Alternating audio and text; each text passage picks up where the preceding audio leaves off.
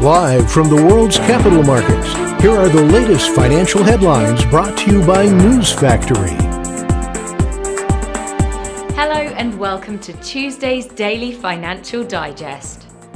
The US API weekly crude oil stock will be released at 20:30 GMT. The US 10-year note auction at 17 GMT.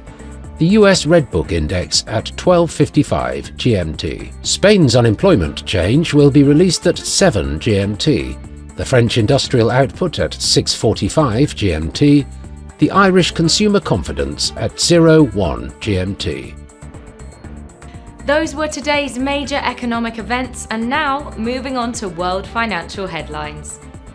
The S&P 500 fell to snap its longest streak of gains in 20 years as investors assessed US President Donald Trump's latest tariff announcement ahead of the Federal Reserve's monetary policy decision later this week. Cryptocurrency investment products attracted $2 billion in new inflows last week, according to the European investment firm CoinShares. Global crypto exchange-traded products have added $5.5 billion in inflows in the past 3 weeks, according to the latest report. Oil prices fell by more than $1 a barrel to settle at multi-year lows, as an OPEC Plus decision to expedite its output hikes stoked fears about rising global supply at a time when the demand outlook is uncertain. Coming up, our chief analyst's choices for today. The gold-dollar pair exploded 2.3% in the last session.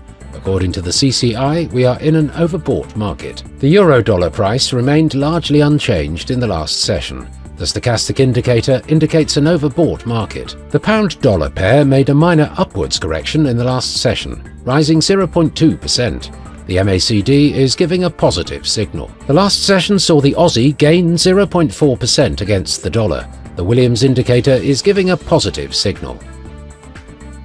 We hope that you've enjoyed Tuesday's financial report.